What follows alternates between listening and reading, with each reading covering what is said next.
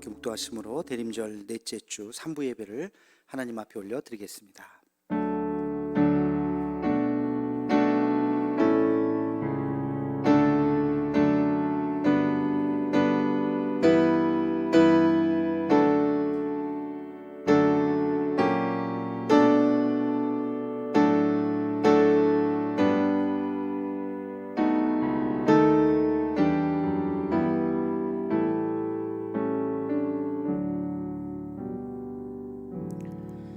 여호와께서 시온에서 내게 복을 주실지어다. 너는 평생에 예루살렘의 번영을 보며 내 자식의 자식을 볼지어다. 이스라엘에게 평강이 있을지로다. 하나님은 영이시니 예배하는 자가 영과 진리로 예배할지니라. 아멘. 거룩하신 하나님, 대림절 마지막 주일 주님 앞에 나와 예배를 드립니다. 아기 예수님의 탄생을 기다리며 우리의 마음 모아 주께 예배 드리오니 우리의 가난한 심령에도 주를 향한 우리의 빈 마음에도 거룩한 주의 탄생이 임하게 하여 주옵소서. 코로나로 각 가정에서 예배드리는 성도들에게 동일한 은총을 내리시사 우리의 마음속에 예배의 기쁨을 잃어버리지 않게 하여 주옵소서. 예수님의 이름으로 기도하옵나이다. 아멘. 다 함께 자리에서 일어나셔서 찬송가 112장 찬양하시겠습니다.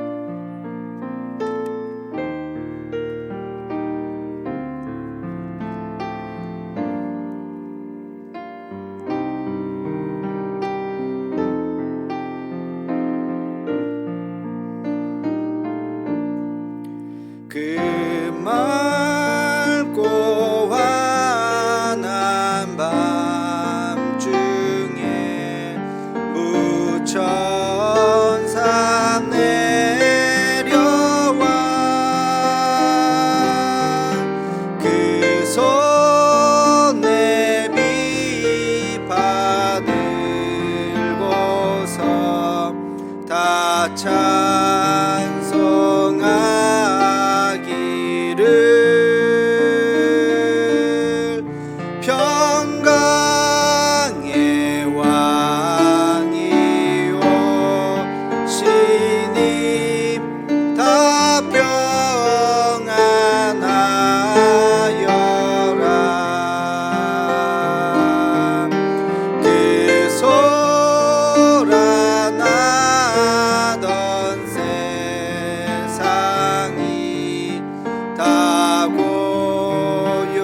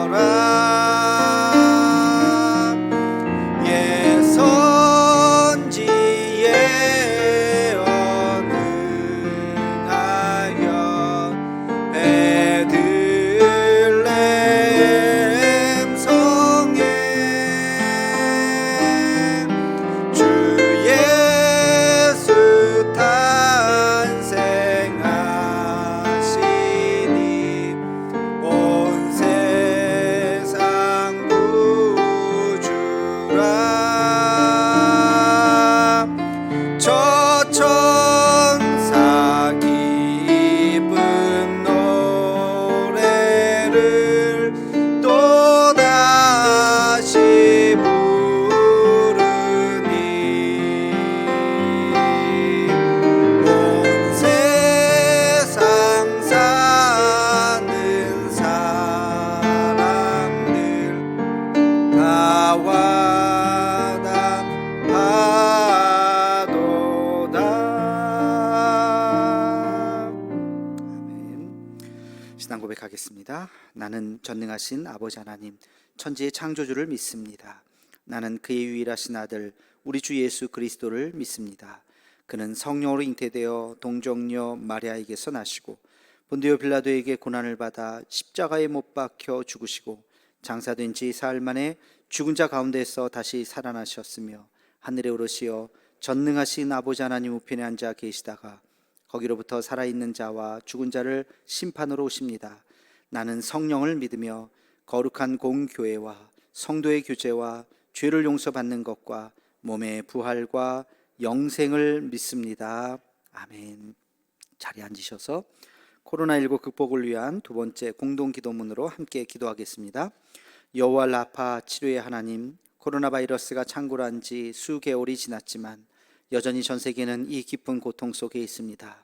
코로나 바이러스의 시작이 인간의 오만과 탐욕임을 깨닫고 육신의 정욕과 이생의 자랑에 빠진 인간의 모습을 회개하는 우리가 되게 하옵소서. 매일 마스크를 쓰면서 말로 지은 우리 죄를 되돌아보게 하옵시고 사회적 거리를 넓히며 관계의 소중함을 깨닫게 하옵시고 멈춰오진 모습을 바라보며 일상의 소중함을 알게 하옵소서. 함께 모여서 예배 드릴 수는 없지만 흩어진 삶의 자리가 성전이 되게 하옵시고 교회와 성도를 향한 우리의 그리움은 더 간절해지고 하나님을 향한 우리의 믿음은 더 깊어지게 하옵소서. 한국교회가 그동안 방역에 세심하게 대처하지 못했던 것을 반성하고 회개하며 다시 세상에 신뢰받는 교회가 되게 하옵시고 다시 세상에 희망이 되는 교회가 되게 하옵소서. 오늘도 치료에 땀 흘리는 의료진들에게 새 힘을 주옵시며 백신을 개발하는 전 세계의 연구진들에게 지혜를 더하사 온 인류가 힘을 모아 속히 코로나 바이러스를 극복하게 하옵소서. 예수님의 이름으로 기도하옵나이다. 아멘. 박문화 장로님께서 기도해 주시겠습니다.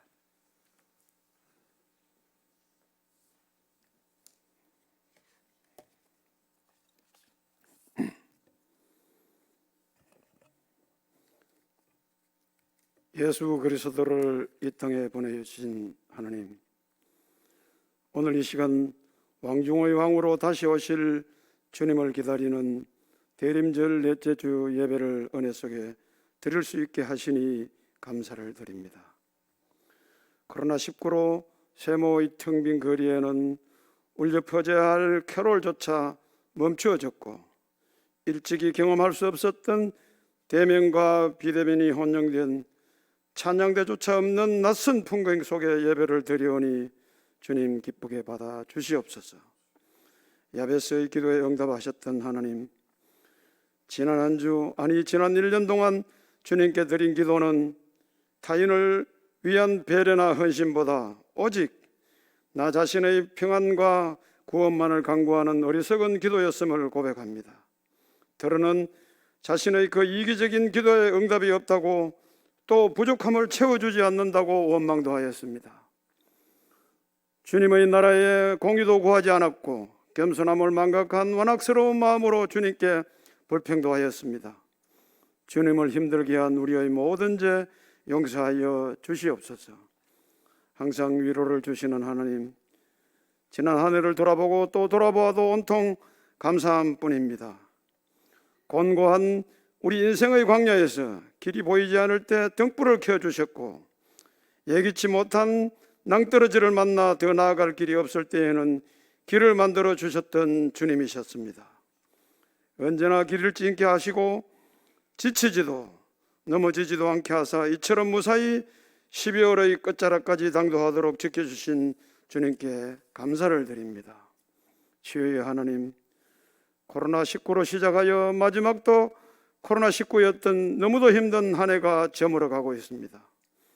이 고약한 바이러스는 친구와 이웃과 무수히 많은 생명까지 빼앗아가 세상을 몸져 눕게 하였습니다.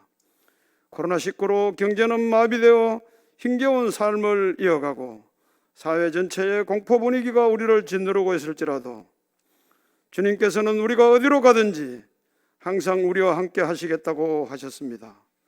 바라옵기는 주님의 전지전능하심으로 더 빨리 백신과 치료약이 개발이 완료되어 다가올 새해에는 우리의 몸과 마음이 한층 강건해지고 계획한 모든 일들이 형통케 되도록 간섭하여 주시옵소서.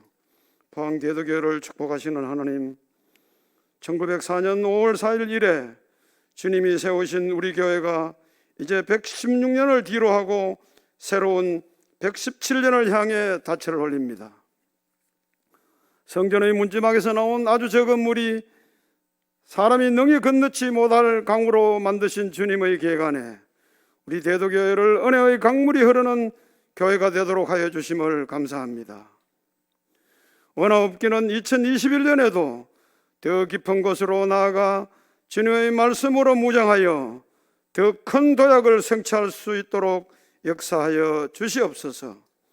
무엇보다 지난 한 해 동안 담임 목사님, 부목사님, 전도사님 등 모든 목회자님들이 합심하셔서 이웃과 아픔을 함께하는 교회, 약자들을 배려하는 진취적인 교회가 되게 하시고 특별히 시대를 앞서가는 혁신적인 정책으로 포스트 코로나 시대를 잘 준비해 오신 담임 목사님의 땀과 수고를 기억하여 주시옵소서. 늘 명철을 주시는 하나님, 지난달 개최된 정책당회에서 2021년 각 기관 주요 직분자들을 세웠습니다. 바라기는 이들이 바울의 열정에 요셉의 정직함을 더하사 초대교회 일곱 사처럼 순종과 충성으로 주님이 주신 직임을 잘 감당케 인도하여 주시옵소서. 교회의 양지와 음지에서 희생과 헌신으로 봉사하는 주님의 모든 청지기들을 기억하여 주셔서 언제나 하늘의 상급이 넘쳐나게 하여 주시옵소서.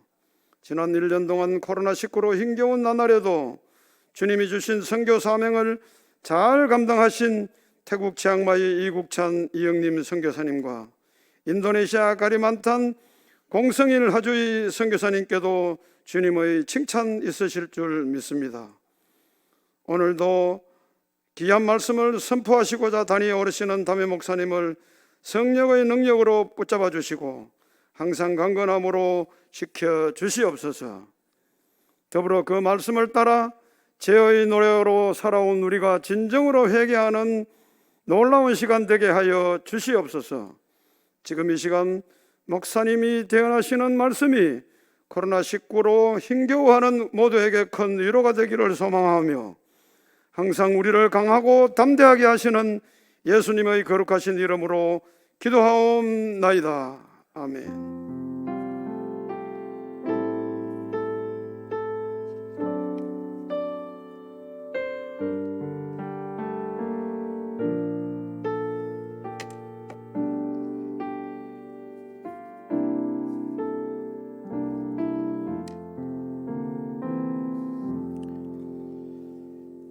교회 소식 주보를 참조해 주시기 바랍니다. 지금 코로나가 굉장히 지금 번지고 있죠. 조금 아까 오늘 발표한 것도 1050, 70, 80 하여튼 최고치를 찍었습니다. 그래서 지금 우리가 지금은 강화된 2단계라서 우리 20% 그러니까 100여 명까지는 예배드릴 수 있지만 만약에 이번 주 중에 3단계로 격상이 되면 전국 동일하게 예배 인원은 1명이에요. 설교자 1명만 영상으로 하라는 거죠.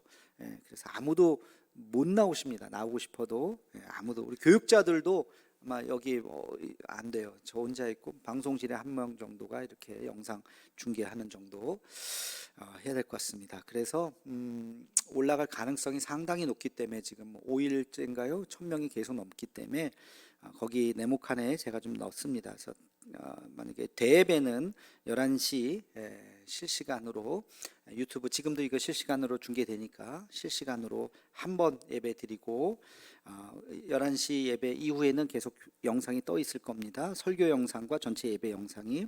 수요 예배는 7시 반에 이것도 역시 실시간으로 그냥 하고요.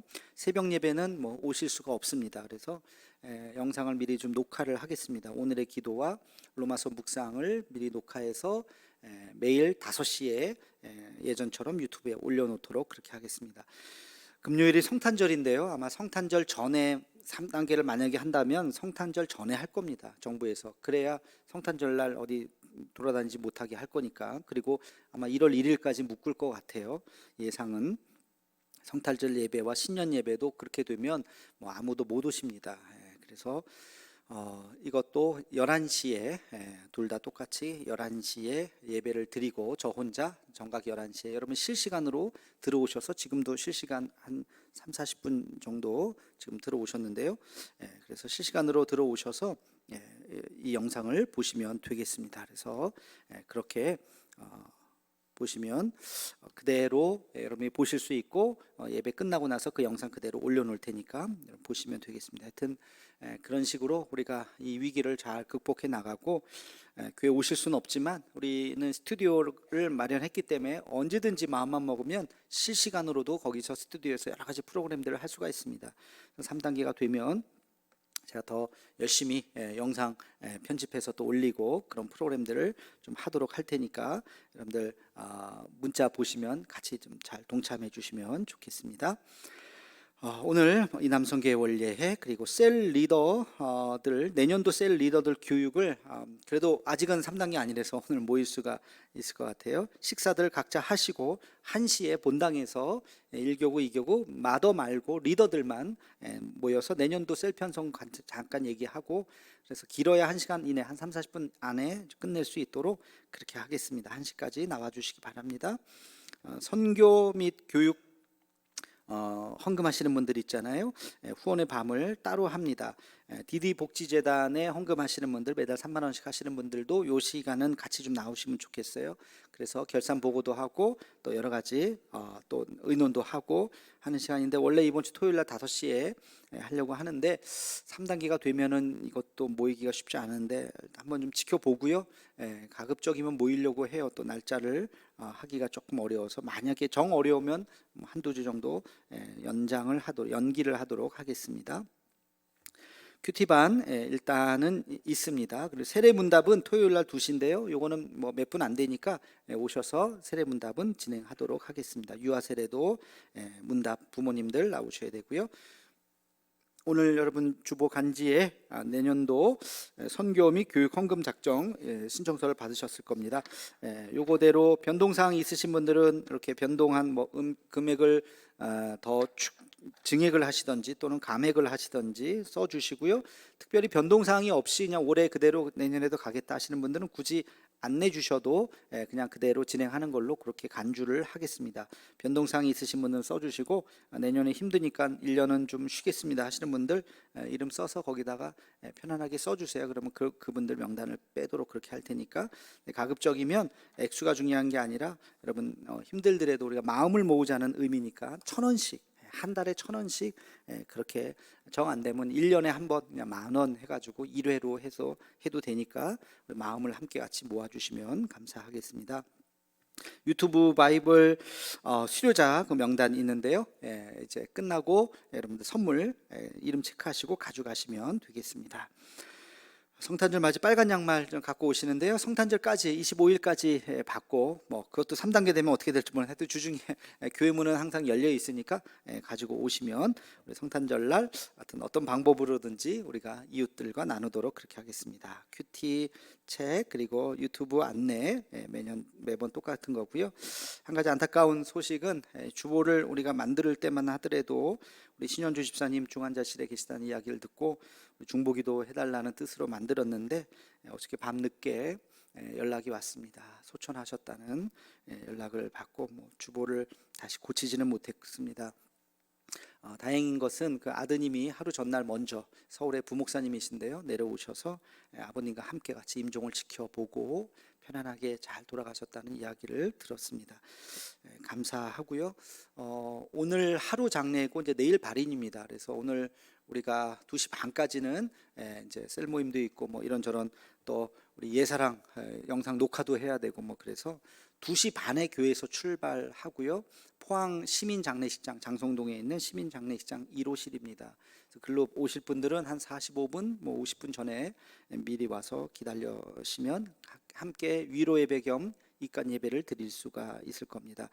장례를 어떻게 해야 되나 했더니 그래도 조심스럽게 장례는 치를 수 있다고 하셔서 여러분들 예배 꼭 오시는 부담 느끼지 마시고 그냥 각자 오셔도 되니까요. 최소한의 인원만 모여서 외롭지 않게 우리가 예배를 잘 드렸으면 좋겠습니다. 하여튼 이 코로나 이거 저도 이따가는 KF94 다 끼고 갈 건데 여러분들 장례식에 혹시 오실 분들은 94짜리 다 끼고 그렇게 오시면 좋겠습니다.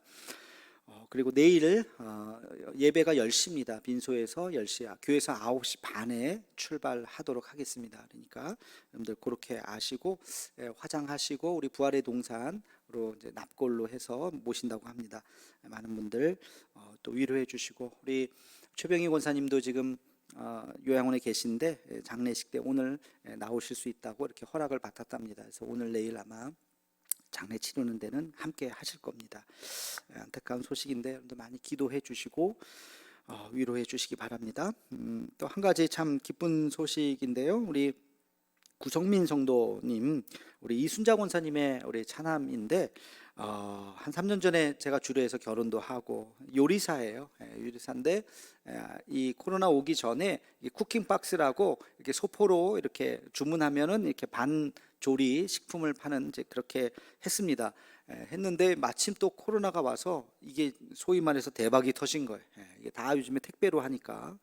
그래서 너무 올해 사업이 잘 됐나 봐요. 저한테 연락을 주셔서 너무 참 사업도 잘 되고 공장도 이전하고 너무 감사한데 하나님의 은혜고 우리 고향 식구들 기도 많이 해주신 덕인 것 같다고 그러면서 우리 교회에 본인이 좀 뭔가를 좀 하고 싶은데 그래서 한 100여 명 정도 이 쿠킹박스를 무료로 다 보내주시기로 그렇게 했습니다. 그래서 우리 지난번에 푸드박스 받으신 우리 어르신들에게 좀 하기를 원하셔서요. 70세 이상 되신 어르신들에게 우리가 그래서 직접 받으실 수 있는 분들은 제가 주소를 다 줬습니다. 그래서 직접 주소를 다 보내고 직접 받기 좀 어려운 분들, 나이가 아주 높으신 분들이나 이런 분들은 교회에서 직접 우리 교육자들이 배달을 하기로 했습니다. 그래서 아마 그 화요일 날 우리 시니어들 좀 모일까 하는데 지금 모임은 제대로 안 될 것 같은데 걸어서 오실 수 있는 분들은 오시면 쿠킹 박스와 또 이제 교회에서 올해 시니어 모임 한 번도 못해서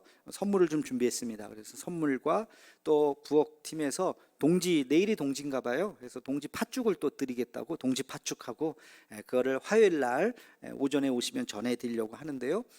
조금 멀리 계신 분들은 우리가 직접 교육자들이 다 배달을 하도록 하겠습니다. 그러니까 가까이 걸어서 오실 수 있는 분들은 우리 어르신들 오시면 우리가 선물 드리고요. 그리고 그렇지 않으신 분들은 우리가 명단 보고 다 각각 가정으로 우리가 배달을 하도록 하겠습니다. 그래서 이 쿠킹 박스를 우리 구성민 성도님이 한 100개 박스 보내주셔서 우리 함께 같이 나눌 수 있다는 거 너무 감사하고요. 우리 이순자 권사님에게 감사하면 되겠네요.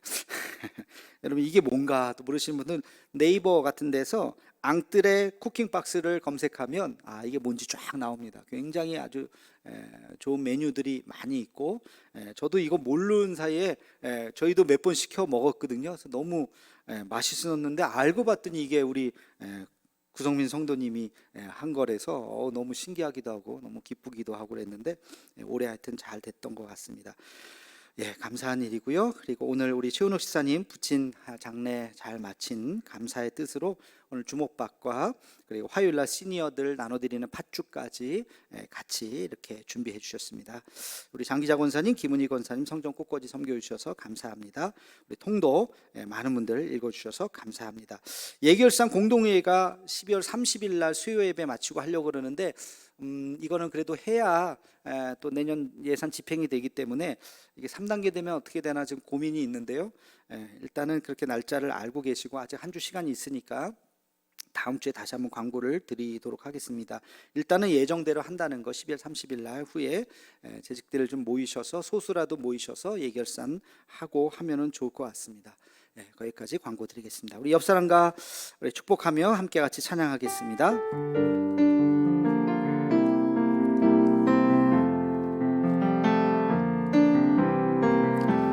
신의 모습 속에 보이는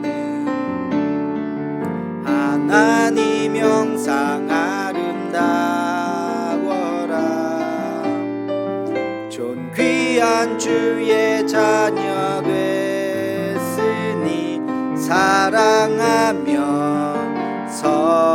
섬기리. 인사하겠습니다. 사랑합니다. 축복합니다. 예, 하나님께서 이 시간 우리에게 주신 말씀은 마태복음 1장 21절로 23절까지 말씀입니다. 신약성경 말씀 1면에 있습니다. 이 계시의 말씀 읽을 때 살아계신 하나님의 음성을 들으시기 바랍니다. 아들을 낳으리니 이름을 예수라 하라. 이는 그가 자기 백성을 그들의 죄에서 구원할 자의 심이라 하니라. 이 모든 일이 된 것은 주께서 선지자로 하신 말씀을 이루려 하심이니 이르시되 보라 처녀가 잉태하여 아들을 낳을 것이요 그의 이름은 임마누엘이라 하리라 하셨으니 이를 번역한즉 하나님이 우리와 함께 계시다 함이라. 아멘. 예, 할렐루야. 예, 우리 성탄절에 혹시 못 만날지도 모르니까 우리 옆 사람하고 우리 메리 크리스마스 인사 한번 하겠습니다. 메리 크리스마스. 예, 메리 크리스마스. 아이고, 야 3단계 되면 나 혼자 여기서 메리 크리스마스 뭐 이래야 되나? 참, 예, 참 이런 일이 내 평생에, 우리 평생에, 그죠? 이런 날이 올 줄이야. 뭐 이제는 뭐 그래도 좀 면역이 어느 정도 됐잖아요. 예, 아무도 없는 데서 뭐 할 수도 있을 것 같고, 예전에 처음 그랬을 땐 정말 황당했는데 이제는 조금은 단련이 된 것 같습니다. 아무튼 더 이상 번지지 말아야 될 텐데, 부정적으로 보는 분은 지금 1,000명에서 끝나지 않는다. 하루 확진자가 2,000명, 3,000명까지 올라갈 수 있다라고 부정적인 예측을 하는 분이 또 있더라고요. 참 안타까운데요. 이게 우리 코앞에까지 있다는 것을 이번 주에, 사실 지난주에 실감을 했어요. 우리 포항 172번 확진자의 자녀가 175번, 176번인데 그 초등학생 아이가 175번의 밀접 접촉자 친구가 우리 교회 집사님의 딸이었어요. 그래갖고 이 밀접 접촉자 갖고 이제 검사를 한 거예요. 근데 이 아이가 우리 교회 왔었어요. 그래서 만약에 얘가 양성이 나오면 뭐 오늘 뭐 예배 못 드립니다. 저도 가서 검사해야 되고 뭐 다 검사를 해야 할 뻔했는데 참 감사하게 그 가족으로 딱 끝났어요. 그래서 여러분 문자 아마 받으셨을 겁니다. 땡땡 초등학교 전교생 다 했는데 다 음성 나왔습니다. 문자 받으셨죠? 그게 172번 가족에 관련된 아이들 유치원 관련돼서 900몇 명이 다 음성 나왔다는 게, 그게 우리 교회하고도 이렇게 연결이 있었던 거예요. 그래서 야, 이게 지금 코앞에까지 와 있습니다. 그래서 굉장히, 그래서 제가 어제 문자를 보냈잖아요. 수도권 다녀오신 분, 또 접촉자하고 동선이 겹치시는 분은 나오지 마세요. 가정에서 안 나오시는 것이 도와주는 겁니다. 그리고 우리도 100명 이상 되면 안 되는데, 근데 지난주는 3부 예배가 100, 한 2, 30명 나왔는데 오늘은 지금 이렇게 봐도 한 70명 그 정도 오셔서 1, 2, 3부가 다 그 정도로 오셔서 참 감사하네요. 하여튼 이 사태가 빨리 지나고 참 성탄 찬양을 좀 많이 해야 되는데, 하여튼 수요일 날은 그래도 성탄 찬양을 혼자라도 많이 할 테니까 영상 보시고 같이 따라해 주시면 좋겠습니다. 오늘 예배를 통해서 하나님의 은혜가 우리에게 임하기를 주의 이름으로 축원합니다. 우리 잠시 기도하겠습니다. 거룩하신 주님, 오늘 주님 앞에 섰습니다. 참 안타까운 상황이 계속되고 있지만 우리 믿음이 흔들리지 않게 도와주시고, 이 성탄의 기쁨을 우리 가슴속 깊이 주님 앞에 또 고백하고 터져 나오는 은혜가 있게 하여 주시옵소서. 우리 대도의 가족들 지켜주시고 한 명도 확진자 나오지 않게 하여 주시고 건강하게 이 모든 어려움을 잘 극복할 수 있도록 인도하여 주시옵소서. 예수님의 이름으로 기도하옵나이다. 아멘. 얼마 전 유튜브에 제가 목사님 궁금해요라는 코너를 통해서 복음서가 왜 4개가 있나요 하는 것에 대해서 영상을 찍었습니다. 뭐 보신 분들 계시죠? 거기에 대해서 제가 이렇게 말씀을 드렸어요. 사건은 하나지만 사건을 바라보는 관점이 다양할 수 있다는 것입니다. 예를 들면 지금도 우리 세상에서 일어나는 사건은 하나지만 그 사건을 보도하는 언론사는 다양하잖아요. 신문사가 A 신문사는 이렇게 보도하고 B 신문사는 그 똑같은 사건을 이렇게 보도하고, 그렇죠? C 신문사는 또 이렇게 보도하고, 각각이 바라보는 자기의 관점과 논점이 있는 것이죠. 복음서도 마찬가지입니다. 예수님께서 하셨던 공생의 그 사건은 한 가지예요. 예수님이 공생에 사신 그 사건은, 그 팩트는 한 가지입니다. 근데 이 사건을 어떤 시각에서 어떻게 바라보느냐에 따라서 마태복음이 바라보는 예수님의 모습, 마가가 바라보는 예수님의 모습, 누가와 요한이 바라보는 예수님의 모습이 각각 차이가 있는 것입니다.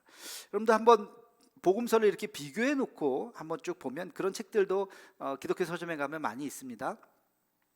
사건이 있고 예수님께서 그 사건을 해석하시는 말씀이 나와요. 어떤 복음서는 사건과 말씀이 같이 이렇게 나오는데, 어떤 복음서는 사건만 나오고 말씀이 안 나와요. 어떤 복음서는 심지어는 사건은 없고 말씀만 나오는 복음서도 있어요. 이 말씀이 갑자기 왜 생뚱맞게 나오지? 사건을 생략한 거예요. 아마 그 저자가 생각할 때는 사건이 중요한 게 아니라 이 말씀이 중요하기 때문에 이 말씀을 굉장히 강조해서 이야기한 거죠. 그렇게 사복음서가 조금씩 차이가 있습니다. 이런 질문을 할 수 있을 것 같아요. 사복음서 중에 누가 진짜 예수님의 모습과 가깝습니까? 어느 복음서가? 정답은 뭘까요? 정답은 목사님, 마가복음하고 누가복음은 빼야 될 것 같습니다. 왜요? 마가복음하고 누가복음은 예수님의 12제자가 아니잖아요. 예수님의 12제자는 누구예요? 마태, 레위, 마태하고 누구예요? 요한. 그죠? 마가와 누가는 예수님의 직접 제자가 아니니까 아마 조금 거리가 멀지 않을까요? 라고 생각할지 모르지만 그렇지 않아요.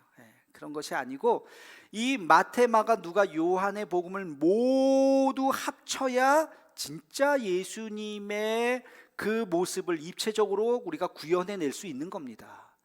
그러니까 마태복음에서의 관점, 마가, 누가, 요한에서의 그 관점, 서로 조금씩 차이가 있고 빠진 것이 있는 것이 서로 보완해 가면서 진짜 예수님의 그 모습을 우리는 조금 더 가깝게 볼 수가 있는 것이죠. 성탄 사건도 그렇습니다. 여러분, 예수님께서 이 땅에 오신 그 사건을 우리가 성탄절, 성탄의 사건이라고 이야기하는데, 이 성탄의 사건도 사복음서의 기록이 사실은 다 달라요. 다 달라요. 그래서 오늘은 마태의 성탄 이야기, 오늘 제목이 그렇죠. 수요일 날은 누가의 성탄 이야기, 그리고 크리스마스 12월 25일 날은 요한의 성탄 이야기, 이렇게 3회에 걸쳐서 말씀을 나누고자 합니다. 마가복음이 빠졌는데요. 그렇죠. 마가복음에는 성탄의 이야기가 생략되어 있어요. 마가복음은 제일 먼저 쓴 책이기도 하고, 그래서 성탄 이야기가 빠져 있어서 마태와 누가가 그것을 보고 깜짝 놀라서 이 중요한 사건을 마가가 빠뜨리다니, 그러면서 아주 자세하게 이 양쪽의 복음서는 잘 기록을 하고 있습니다. 아까 말씀드렸듯이 이것을 다 같이 우리가 겹쳐서 봐야 진짜 성탄의 의미가 무엇인지를 알 수가 있는 것이죠. 자, 그러면 오늘 마태복음에 나와 있는 성탄의 사건을 한번 보도록 하겠습니다. 마태복음 1장 18절부터 2장 23절까지 크게 3개의 사건이 기록되어 있어요. 예수님의 성탄과 관련해서 3개의 사건이 기록되어 있습니다. 이 3개의 사건이 의미하는 것이 무엇인지를 우리가 깨달아야 합니다. 첫 번째 기사는 천사가 요셉에게 나타나서 아기를 낳을 것이다, 그 이야기를 해주는 장면이 나타납니다. 천사가 누구에게 나타났다고요? 요셉에게. 요셉은 누구예요? 예수님의 아버지이잖아요. 아닌데, 우리가 알고 있는 것은 천사가 마리아에게 나타나서 아들을 낳으리니 이름을 예수라 하라 그러지 않았나요? 그랬죠. 근데 그 기사는 누가복음에 있습니다. 마태복음에는 천사가 마리아에게 나타난 것이 아니라 요셉에게 나타납니다. 그 기사가 나와요. 왜 그랬을까? 굉장히 중요한 차이가 있습니다. 여러분, 한번 상상을 발휘해서 예수님이 태어나실 그 당시로 한번 상상을 해봅시다. 자, 마리아가 임신을 했어요. 근데 마리아는 남자를 관계를 했어요, 안 했어요? 하지 않았어요. 관계를 하지 않았는데 임신이 된 거예요. 마리아가 바보가 아닌 이상 내가 지금 임신을 했는데 내가 어저께 밤에 무슨 일이 있었나? 이게 왜 지금, 그러지 않을 거잖아요. 그렇죠? 받아들일 수는 없지만, 이해할 수는 없지만, 그러나 자기 몸에서 변화가 일어나고 있잖아. 아기가 태어나고 배가 점점 불러오는 그거를 자기는 받아들일 수밖에 없죠. 누가복음에 보면 천사가 바로 그 상황을 설명을 해줍니다. 마리아는 그 상황을 받아들여요. 받아들일 수밖에 없죠. 그것이 자기가 경험적으로 체험적으로 자기 몸에서 일어나는 변화를 본인이 이해할 수 없는 사건이지만 받아들입니다. 자, 문제는 누구예요? 요셉이에요. 요셉의 입장에서 생각해 보세요. 내 약혼녀 손도 한번 만져보지도 않았어요. 결혼하기 전까지는 정말 애지중지 결혼하는 날만을 손꼽아 기다리면서 그 약혼녀를 정말 순결한 약혼녀를 생각했는데 어느 날 딱 만났는데 배가 나왔네. 깜짝 놀라지 않았겠어요? 당신 이게 뭡니까?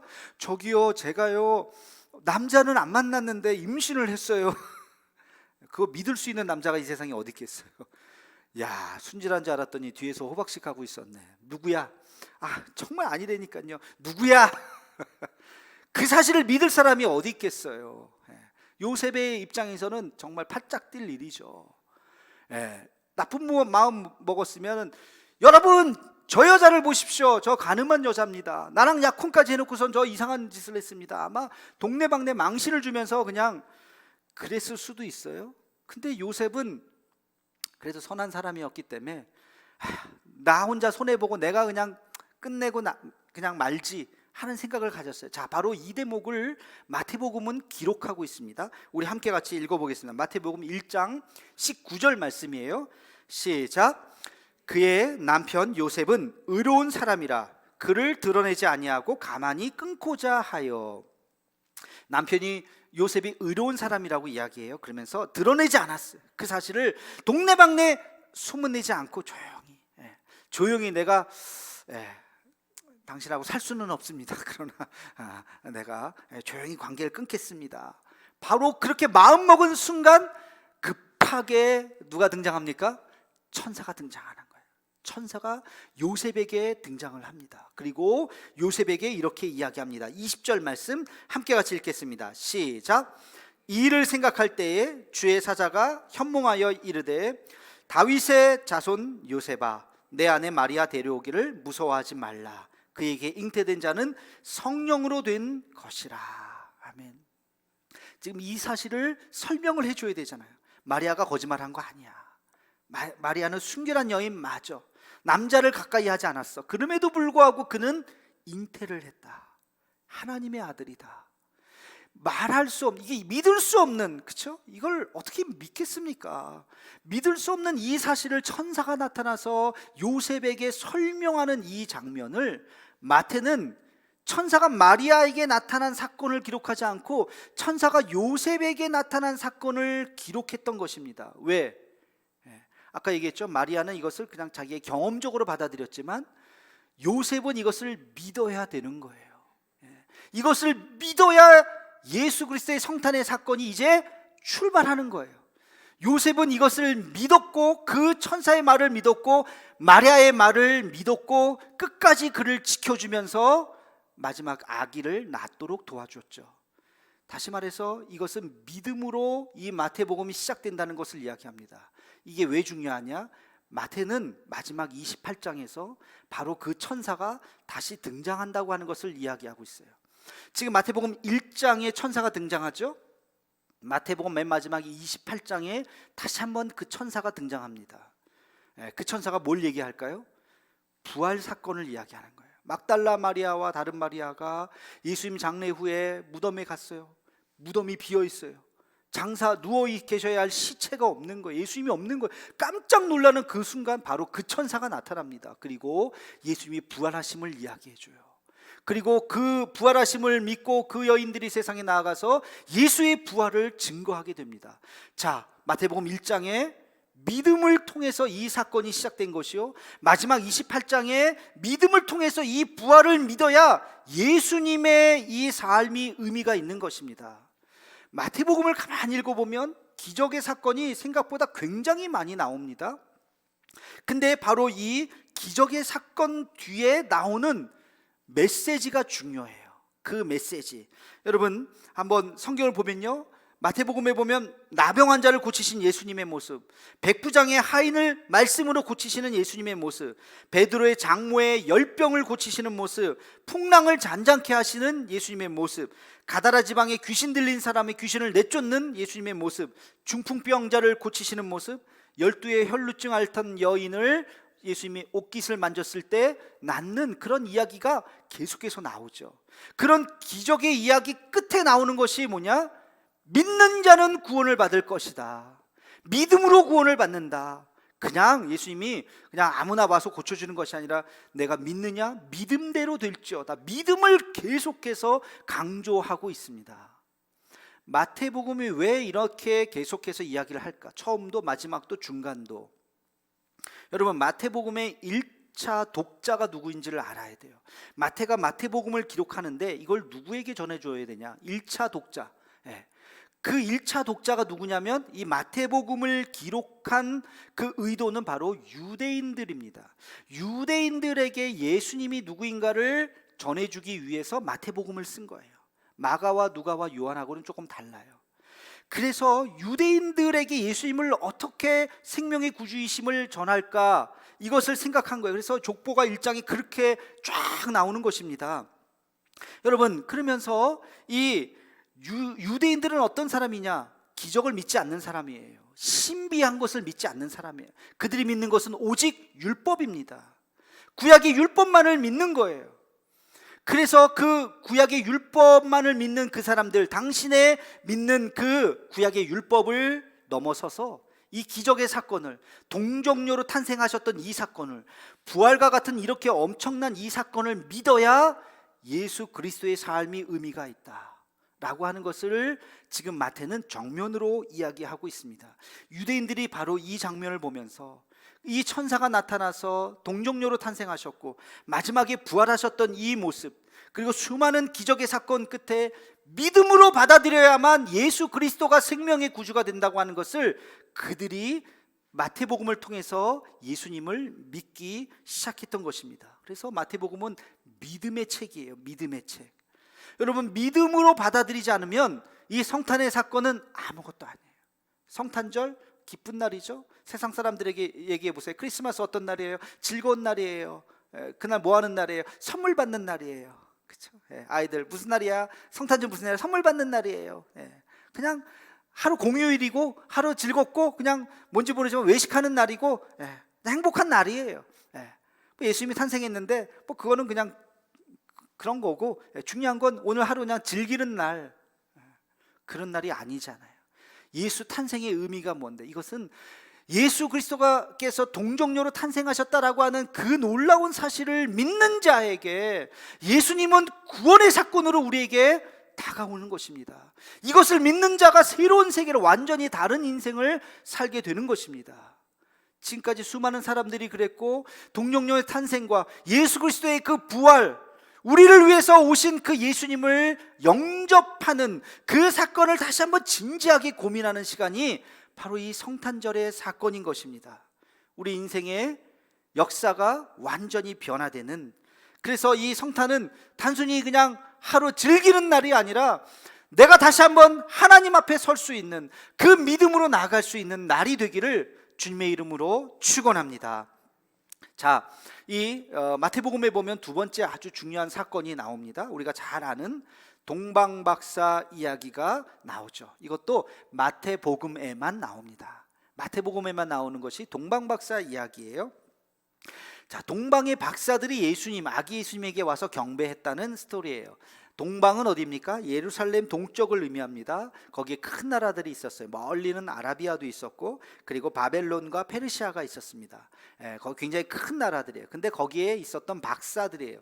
이 박사는 뭐냐면 그 당시에 지금으로 치면 천문학자 같은 거, 별을 보면서 미래를 예측하는 그런 사람들, 뭐 점성술사들이 아니에요. 그 당시에 굉장히 귀족층이었고 존경받는 사람들이었습니다. 그런 사람들이 미래를 예측하고 또 하늘의 어떤 천기를 이렇게 예언하는 예언자와 같은 그런 사람들이 바로 박사들이었습니다. 그런데 그 사람들이 그냥 하루 이틀 거리도 아니고 수개월을 찾아와서 예루살렘의 왕으로 나신 이를 경배하기 위해서 먼 곳에서부터 여기까지 왔습니다. 자, 이 이야기를 다른 복음서가 아니라 마태복음에 기록하고 있어요. 마태는 왜 이 이야기를 기록했을까? 여러분, 이 마태복음의 1차 독자가 누구라 그랬어요? 유대인이라 그랬어요. 유대인에게 예수님을 소개하는 책이라 그랬어요. 근데 예수님은 우리의 민족의 왕이 아니라는 거예요. 마태복음이 지금 마태가 의도하는 것은 예수님은 우리 유대인을 구원하기 위해서 오신 분이 아니라 그 당시에 페르시아라든지 바벨론이라고 하는 것은 전 세계를 의미하는 것입니다. 그러니까 지금으로 치면 최강대국 미국을 우리가 연상하듯이 그 당시에 그들의 세계에서 최고, 전 세계는 바로 바벨론과 페르시아의 국가를 이야기하는 거. 거기에 최고의 종교 지도자들이 이렇게 아기 예수님을 찾아서 몇 달을 와서 그분에게 경배했다고 하는 이 사실은, 예수님은 유대인의 왕이 아니라, 우리 민족을 구원하실 정도의 유대인의 왕이 정도가 아니라 예수님은 온 세상의 구주라는 것을 마태는 보여주고 있었던 거예요. 전 세계를 위해서, 온 우주를 위해서 오신 하나님의 아들이라고 하는 것을, 이 동방박사의 이 경배의 사건을 기록함으로써 예수님의 지위가 단지 유대인들의 왕이 아니라 우리 온 우주를 구원하실 분으로 이야기하고 있는 것입니다. 여기 아주 중요한 이야기를 그 다음에 기록하고 있죠. 그게 뭡니까? 동방박사 세 사람의 선물이죠. 뭐뭐뭐를 드렸어요. 우리 한번 읽어보도록 하겠습니다. 마태복음 2장 11절 말씀입니다. 함께 같이 읽겠습니다. 시작. 집에 들어가 아기와 그의 어머니 마리아가 함께 있는 것을 보고 엎드려 아기께 경배하고 보배압을 열어 황금과 유향과 몰약을 예물로 드리니라.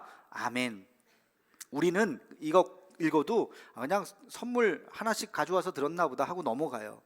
근데 아까 말씀드렸죠. 이게 누구를 위한 책이었다고요? 유대인들이 이 구절을 읽으면 소름이 쫙 끼칠 겁니다. 갑자기 그냥 쭈삣쭈삣 깜짝 놀랐을 거예요. 왜? 황금과 유향과 몰약이라고 하는 구체적인 선물의 내용을 마태는 기록하고 있어요.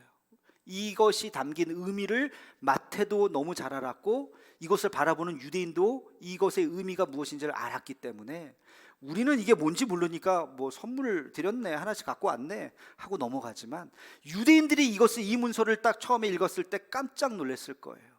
여러분, 황금이 의미하는 것은, 황금은 왕만 사용할 수 있는 왕의 선물이에요.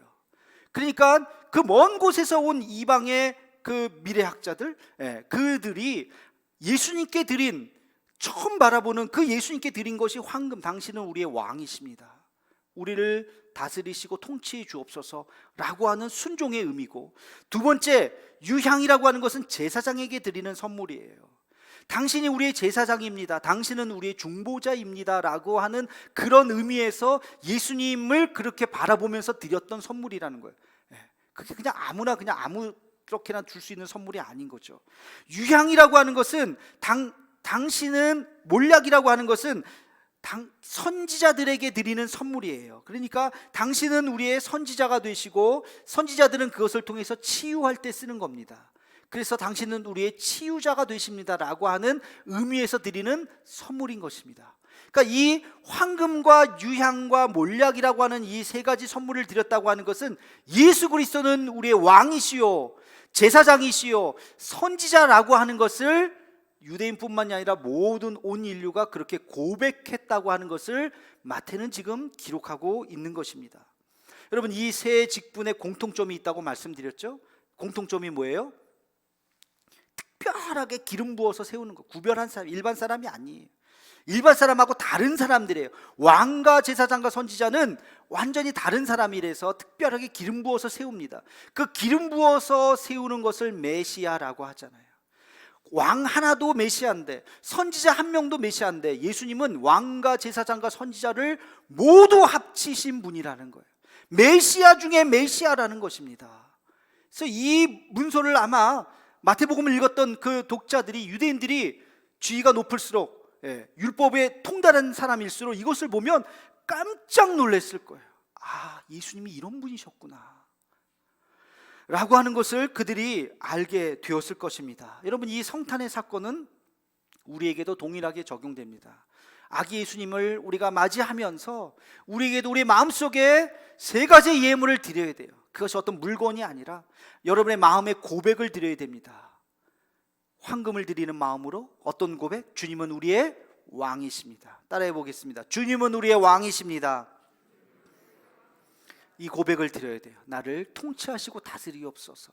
우리는 주님의 말씀대로 살아야 한다는 것입니다. 두 번째, 주님은 우리의 중보자가 되십니다. 주님은 우리의 중보자가 되신다. 오직 하나님과 우리 사이에 있으실 분은 예수 그리스도밖에 없다고 하는 것을 고백하는 거예요. 그분이 우리의 구원자가 되신다는 것을 고백하는 거예요. 세 번째, 주님은 우리의 치유자가 되십니다. 시작. 이 고백을 드리라는 거예요. 여러분, 마음에 힘들고 상처나고 아프고 좌절하고 낙심했을 때 우리의 마음을 위로하고 치료하실 분은 누구밖에 없어요? 예수님밖에 없는 거예요.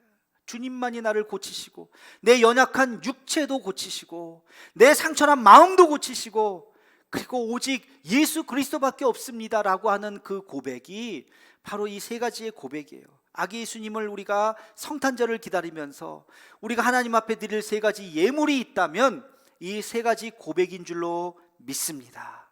이것을 주님 앞에 드리는 우리가 되기를 주의 이름으로 축원합니다. 자, 마태복음에 기록된 마지막 세 번째 사건은 굉장히 특이하고 독특한 사건이 기록되어 있습니다. 이것은 뭐냐면 헤롯이 2살 미만의 영아들을 다 죽이는 영아 살해 사건이에요. 영아 집단 살해 사건 기사가 나타나요. 이 이야기의 배경은 이렇습니다. 자, 동방에서 3명의 박사들이 별을 따라오다가 예루살렘에 오니까 예루살렘에서 왕이 태어났구나. 그 왕궁으로 들어갑니다. 왕궁에 와서 왕으로 나신 이에게 경배하러 왔습니다 했더니 헤롯이 깜짝 놀래요. 누구 애기 태어났냐? 우리 집에? 나 몰래 누가 애기 태어났어? 아무도 태어난 사람이 없는데요. 당신들 어떻게 왔다고요? 왕에게 경배하러 왔는데요. 나중에 이분은 왕이 되실 분인데요. 우리 집안에 태어난 애기가 없는데? 헤롯이 딱 직감을 한 거예요. 헤롯이 머리가 비상하거든요. 역사에 보면 헤롯이 굉장히 똑똑한 사람이에요. 헤롯이 딱 누군가가 한 명이 태어났고 이 사람들이 그냥 온 게 아니라는 걸 알고 있기 때문에 그 아기가 나중에 자라서 어떻게 해요? 왕이 되는구나. 우리를 죽이고 우리 집안을 다 죽이고 걔가 왕이 되는구나 하는 것을 깨달았어요. 그리고 어떻게 돼요? 싹을 잘라야 되잖아요. 그러니까 동방 박사들에게 그 왕이 태어났습니까? 경배하시고 저에게 알려주시면 저도 가서 경배를 하겠습니다. 어느 악인지 저에게 꼭 알려주시기 바랍니다. 이렇게 한 거예요. 그러니까 동방 박사들이 그럼요, 알려드릴게요 하고서 찾아가서 예수님에게 경배하고 이제 헤롯에게 가려고 딱 하는데 천사가 나타났죠. 가지 마라. 헤롯은 그 아이를 죽이려고 한다. 깜짝 놀라서 동방 박사들이 도망을 갑니다. 자기 나라로 가죠. 한 달을 기다리고 2달을 기다리고 3달을 기다려도 동방 박사들이 안 나타나는 거예요. 헤롯이 딱 눈치를 챘죠. 아이고, 요놈들 도망갔구나. 근데 분명히 아기는 태어났는데 누군지는 모르겠는데 이 아이가 분명히 나중에 화근이 되어서 우리 집안을 다 몰살시킬 텐데 어떻게 할까? 베들레헴 근처라 그랬지. 베들레헴 근처에 태어난 2살 미만의 아기는 싹 다 죽여라. 명을 발표하죠. 그래서 거기서 지금 피비린내가 나기 시작했습니다. 아기들을 무조건 다. 그 소식을 듣고 요셉과 마리아가 깜짝 놀라서 그날 밤으로 도망을 합니다. 애굽으로 도망을 가서 헤롯이 죽었다는 이야기를 듣고 다시 자기의 고향인 갈릴리로 가게 됩니다. 이 사건이 마태복음에 기록되어 있어요. 근데 단순히 마태는 그 사건이 흥미로워서 기록된 것이 아니고요, 굉장히 중요한 이야기를 성경에 딱 기록하고 있어요. 이것 때문에 이 사건을 기록하는 거예요. 그게 뭐냐? 마태복음 2장 17절과 18절 말씀입니다. 우리 함께 같이 마태복음 2장 17, 18절 읽겠습니다. 시작. 이에 선지자 예레미야를 통하여 말씀하신 바 라마에서 슬퍼하며 크게 통곡하는 소리가 들리니 라헬이 그 자식을 위하여 애곡하는 것이라. 그가 자식이 없으므로 위로받기를 거절하였도다 함이 이루어졌느니라. 아멘. 여러분 이게 지금 무슨 이야기예요? 마태는 바로 그 사건, 베들레헴에서 아기들이 영아들이 다 죽어가는 이 사건을 보면서 이거 성경에 기록된 말씀이었는데 예레미야가 기록된 그 말씀에 대한 성취구나 하는 것을 마태는 깨달았어요. 마태 자신이 굉장히 이 유대의 성경에, 구약 성경에 능통했던 분이었기 때문에 그 유대인들에게 예수님을 적용을 했던 것이죠. 그래서 이 사건은 그냥 갑자기 생긴 사건이 아니라 이미 구약에 예언되어 있었던 사건입니다. 여기는 두 가지 사건이 여러분 오버랩되어 있어요. 하나는 라헬이 그 자식을 위하여 애곡하는 사건이 있습니다. 여러분 라헬이 누구예요? 야곱의 4명의 부인 중에 한 명이죠. 아주 사랑하는 아내였잖아요. 근데 이 아내는 아기를 못 낳았잖아요. 계속 너무 사랑했는데 아기를 못 낳다가 겨우겨우 마지막에 낳은 게 11번째 아들인 요셉이에요.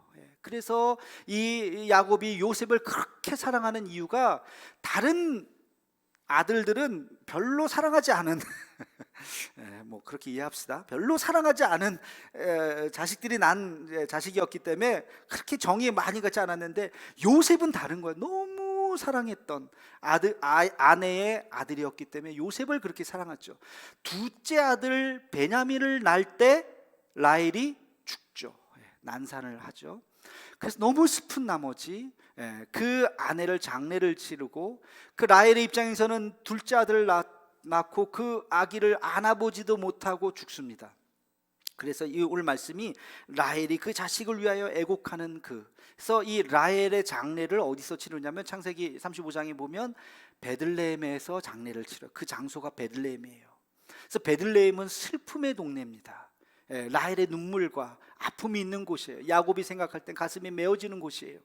근데 바로 그때에 예레미야가 그 사실을 창세기에 있었던 그 사실을 기억하면서 예레미야 시대 때 또 하나의 엄청난 사건이 일어나는데 그게 뭐냐면 베들레헴의 아이들이 전부 다 바벨론으로 끌려가요. 여러분 아시다시피 예레미야 때는 나라가 멸망하던 때잖아요. 나라가 멸망을 하면서 다 지금 생이별을 하면서 자식들이 전부 다 죽거나 끌려가는 눈물바다가 됐던 곳이 베들레헴이에요. 지금 그래서 바로 그 이야기를 선지자가 이야기하면서 바로 이 베들레헴에 하나님의 이 슬픔이 묻어있다, 이것이 또 일어나게 될 것이다 하는 것을 말하고 있습니다. 바로 이 마태가 그 두 가지 사건을 기억하면서 베들레헴 근처에서 영아가 헤롯에 의해서 살해당하는 그 사건을 보면서 이것은 구약 성경의 약속의 성취입니다. 여러분 예수님께서 이 땅에 오신 것은 이 말씀대로 오셨습니다 하는 것을 지금 이 성경을 구약의 말씀을 인용하면서 말하고 있는 것이에요. 마태복음에 굉장히 특이한 게 한 가지 있어요. 다른 복음서하고 다른 게 그게 뭐냐? 마태복음은 오늘 본문 우리 임마누엘 본문도 읽었지만 이것도 이사야의 말씀을 인용한 거죠. 마태복음 28장에 보면 구약의 말씀을 인용한 게 가장 많이 나옵니다. 130회나 인용을 해요. 구약의 말씀, 이 이야기는 구약의 이 말씀이 성취되었던 것입니다. 구약의 이 말씀이 응한 것입니다. 구약의 창세기의 이 말씀이 응하신 것입니다. 시편의 말씀대로 된 것입니다. 이사야의 말씀대로 된 것입니다. 예레미야의 말씀대로 된 것입니다. 계속해서 구약을 인용하는 것이 마태복음이에요. 다른 마가, 누가, 요한 세 복음서를 다 합쳐도 100회가 되지 않습니다. 구약의 인용이 그렇게 많지 않아요. 마태복음에만 유독 그렇게 구약의 인용을 많이 해요. 왜 그랬을까요? 아까 얘기 드렸잖아요. 누구를 위한 책이었다고요? 유대인들이 이 마태복음을 읽으면서 예수님의 탄생부터 예수님께서 사셨던 삶, 예수님께서 십자가에 달려 죽으셨던 모든 삶이 이게 그냥 하늘에서 뚝 떠진 얘기가 아니구나.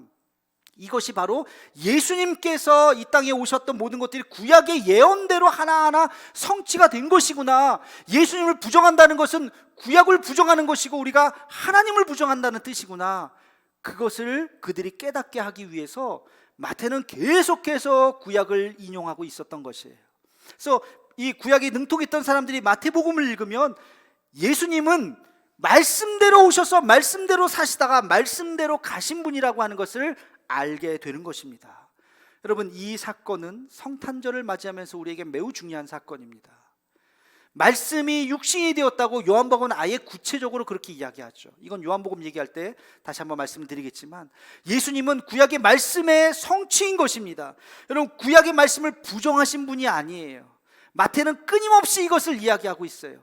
예수님은 구약의 율법을 부정하거나 어기신 분이 아니라 구약의 율법을 완성하신 분이요, 구약의 율법대로 이 땅에 오시고 우리를 구원하신 메시아이다. 당신들이 그렇게 기다리던 그 메시아가 바로 예수님이다 하는 것을 이야기하고 있는 것입니다. 여러분, 우리도 예수님을 따르고 예수님을 영접하고 예수님의 자녀가 된다고 하는 것은 그 말씀에서 벗어나서는 안 되는 거예요. 하나님의 말씀 안에 우리는 있어야 하는 것입니다. 말씀에서 벗어나지 않기를 다짐하는 것이 이 성탄절에 우리의 다짐이 되어야 할 줄로 믿습니다. 하나님, 우리의 삶이 하나님의 말씀에서 벗어나지 않게 해 주옵소서. 하나님의 그 말씀이 우리의 삶을 통해서 실현되게 해 주옵소서. 예수님께서 바로 그렇게 말씀대로 사시다가 말씀대로 태어나셨고 말씀을 이루시기 위해서 십자가에 달려 죽으셨죠. 그 주님의 자녀인 우리도 그렇게 주의 말씀대로 살아가기를 다짐하는 시간이 바로 성탄의 시간입니다. 여러분, 마태가 그리는 성탄의 스토리를 이해하셨나요? 마태가 그리는 성탄의 이야기는 이것은 믿음으로 받아들여야 되는 사건이다. 그냥 하나의 이벤트가 아니라는 거예요. 그냥 노는 날이 아니라는 거예요. 믿음으로 예수님의 성탄의 사건을 받아들여야 되고, 둘 번째, 예수님은 만유의 구주가 되신다는 거예요. 그냥 한 나라에 국한되어 있는 주님이 아니에요. 이것은 예수님은 외세 종교가 아니에요. 이스라엘의 종교가 아니에요. 온 우주의 종교라고 하는 것, 온 우주가 우리가 믿어야 하는 것이라는 것을 말해주고 있어요. 그리고 예수님은 그 말씀의 성취로 이 땅에 오셨다는 것, 마태복음은 이 세 가지 사건을 통해서 우리에게 그것을 말해주고 있습니다. 주님 앞에서 이 마태가 이야기하는 성탄의 사건을 깨닫고 그렇게 살아가는 우리 모두가 되기를 주의 이름으로 축원합니다. 기도하겠습니다. 사랑의 하나님, 말씀의 성취로 이 땅에 오신 예수님을 기억하며 성탄절을 맞이합니다. 우리의 통치자가 되시고 중보자가 되시고 치유자가 되시는 그 예수님을 믿음으로 받아들이게 하여 주옵시며 주의 말씀 따라 살아가는 우리가 되게 하여 주옵소서. 예수님의 이름으로 기도하옵나이다. 아멘. 찬송가 213장 부르시면서 준비하신 예물을 드리겠습니다.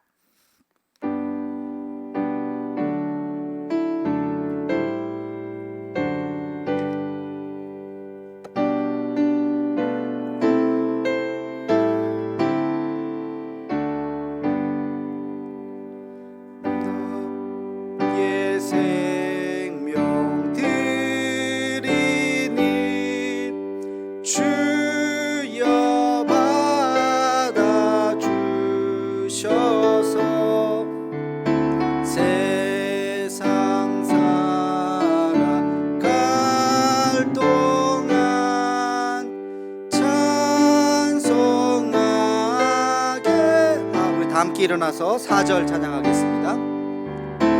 나의 보화들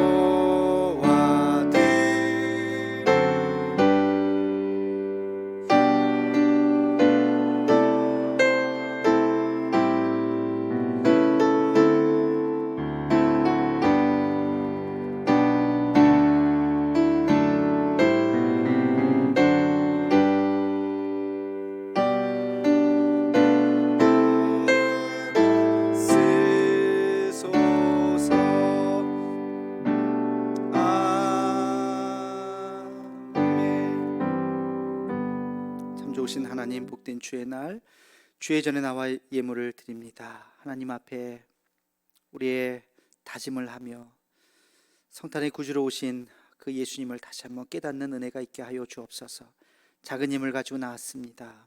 모든 것이 주께로부터 왔음을 고백하는 마음으로 11조 예물과 감사의 예물과 구제와 선교와 교육의 목적으로 이 모양 저 모양으로 하나님 앞에 드린 모든 손길들 주께서 흠양하여 주옵시며, 하나님, 받쳐진 손길 위에 하늘의 축복과 이 땅의 기름진 것과 또 광야 같은 인생을 살아갈 때에 우리의 손이 마르지 아니하는 축복의 역사가 있게 하여 주시옵소서. 아버지 하나님, 예물이 쓰이는 곳마다 주의 영광이 드러나기를 소망합니다. 하나님 앞에 온전히 쓰임받게 하여 주옵시고 생명이 살아나는 역사가 있게 하여 주시옵소서. 하나님, 이제 성탄의 예물도 드립니다. 아기 예수님으로 이 땅에 오신 그 주님을 기억하며 우리 안에 있는 황금과 유향과 몰약의 그 믿음의 고백과 예물을 함께 드릴 수 있는 우리 모두가 되게 하여 주시옵소서. 예수님의 이름으로 봉헌 기도 드리옵나이다. 아멘.